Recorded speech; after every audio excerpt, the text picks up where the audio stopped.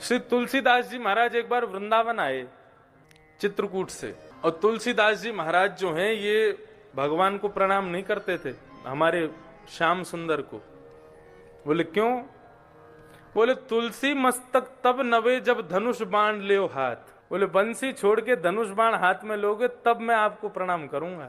तो श्री तुलसीदास जी महाराज के लिए कृष्ण भय रघुनाथ, हमारे ब्रजमंडल के श्रीनाथ जी तुलसीदास जी को दर्शन देने के लिए, उनके प्रणाम को स्वीकार करने के लिए उन्होंने हाथ में अपनी भुजा में धनुष बाण ले लिया। जैसे ही नंद नंदन कृष्ण ने बंशी छोड़ के धनुष बाण लिए तब तुलसीदास जी ने प्रणाम किया। तो ऐसे तुलसीदास जी महाराज, ये कोई इनके मन का भाव नहीं था, केवल आनंद के लिए, विनोद के लिए कृष्ण और राम में भेद करते थे। तो सूरदास आदि इन भक्तों से आकर के कहते थे पूरे दिन कारी कमरी वाले कोई ध्यान धरते रहो तुम लोग, व बंसी वाले को, टेढ़ी टांग वाले को ध्यान धरते रहो। अरे जाको खुद को कोई ठिकाना ना है, दूसरे इनके घर में जाके चोरी करे, वा को ध्यान धरोगे तो तुम्हें चोरी करनी पड़ेगी।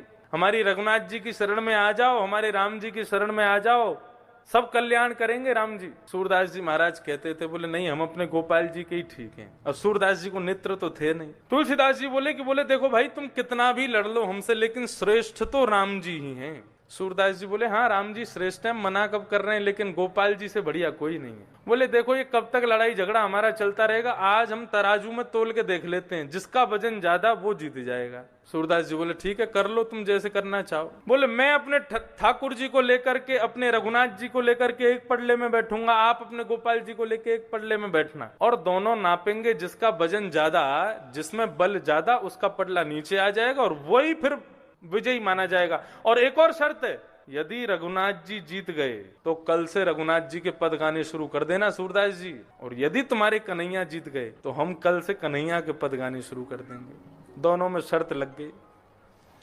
अब जैसे ही महाराज पेड़ पर तराजू लटकाया गया, अपने छोटे से गोपाल जी को लेकर के श्री सूरदास जी पहुंचे, अपने रघुनाथ जी को लेकर के श्री तुलसीदास जी पहुंचे। दोनों पडले पर जैसे ही चढ़ने लगे तो पहले सूरदास जी महाराज चढ़े, जय हो मेरे गोपाल जी, और कहकर के पडले में बैठ गए। श्री तुलसीदास जी महाराज अपने रघुनाथ जी को लेकर के जय हो मेरे श्री सीताराम, और जैसे ही बैठे थोड़ी बहुत देर तो नाप तोल चलती रही, धीरे धीरे धीरे धीरे क्या देखा, सूरदास जी ऊपर लटक गए और तुलसीदास जी नीचे आ गए, और सूरदास जी को दिखाई तो देता नहीं। तुलसीदास जी महाराज जोर से हंसने लगे, बोले हम पहले ही कह रहे थे हार जाओगे, तुम मानते नहीं हो बात को, देखा हमारे रघुनाथ जी ज्यादा श्रेष्ठ हैं, हमारा पडला नीचे आ गया, ऊपर लटके हो हवा में, कूद जाओ ऊपर से ही। सूरदास जी महाराज को बड़ा बुरा लगा, पडले में से ऊपर से ही कूद गए, अपने ठाकुर जी को हृदय से लगा करके सीधे अपनी कुटिया में जाकर के बैठे, और कुटिया में जाकर के ठाकुर जी को दूर बैठा दिया, और ठाकुर जी से मुंह फेर करके और रोने लगे, और रो रो करके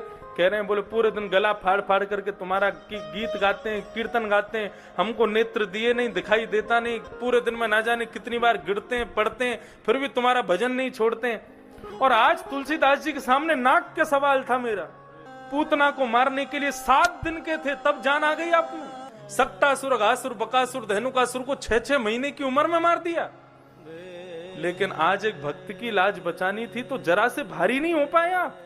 तो गोपाल जी मूर्ति में थे, सोई अचल हो गए, सचल हो गए, और जाकर के सूरदास जी की गोद में बैठ गए।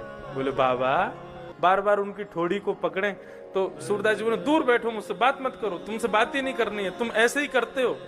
विष लगा करके पूतना आई, वो ज्यादा प्रिय थी आपको, लेकिन हम लोग जो बढ़िया बढ़िया पकवान बना करके पवाते हैं, हमसे प्रेम थोड़ी है आपको। सूरदास जी से ठाकुर जी कहने लगे, मेरी बात तो सुनो एक बार। बोले क्या बात है बताओ। बोले अच्छा एक बात बताओ, 2 में वजन ज्यादा होता है कि 3 में ज्यादा होता है? बोले 3 में ज्यादा होता है। बोले आप पडले में जब बैठे थे तो क्या बोला, जय हो मेरे श्री गोपाल जी। एक तो 2, और 2 भी नहीं थे भैया, 1.5 थे हम तो गोपाल जी थे छोटे से, और आप बड़े। और दूसरे पडले में जब तुलसीदास जी बैठे तो उन्होंने क्या बोला, मेरे जय हो मेरे श्री सीताराम। एक तो तुलसीदास जी खूब हट्टे टगड़े, और फिर सीताराम यानी विवाहिता युगल जोड़ी के संग बैठे, 3 लोग बैठे थे। अब यहाँ पर 1.5 बैठे, वहां पर 3 बैठे, कौन भारी होगा? अगर तुम भी कह देते जय हो मेरे राधे श्याम, तो अगर जरा भी कमती रह जाते तो तुम जो कहते वो करते हम। सूरदास जी ने तुरंत उनको गोदी में उठाया और सीधे अपनी छड़ी लेकर के पहुंच गए तुलसीदास जी के पास। तुलसीदास जी बोले आ गए हमारे रघुनाथ जी की शरण में? बोले शरण में बाद में आएंगे, दोबारा तराजू लटकाओ। तुलसीदास जी बोले क्यों? बोले पहले थोड़ी मिसअंडरस्टैंडिंग हो गई थी हमसे, हम थोड़ी भूल में रह गए, हमको पता नहीं लग पाया क्या करना है, अब हम बिल्कुल सोच समझ के आए, अब दोबारा से तराजू लटका। बोले अब नहीं होगा, अब तो एक ही बार हो गया। सूरदास जी पीछे पड़ गए, बोले तराजू लटकाना पड़ेगा। तब तुलसीदास जी ने अंत में सूरदास जी को हृदय से लगाया, बोले जिसने तुमको पढ़ा लिखा के भेजा है, मैं सब जानता हूं किसने क्या बता दिया है। राम कृष्ण दो एक हैं, अंतर नहीं निमेश। बंधुओं, इसको कहते हैं निश्चल निष्कपट भक्ति।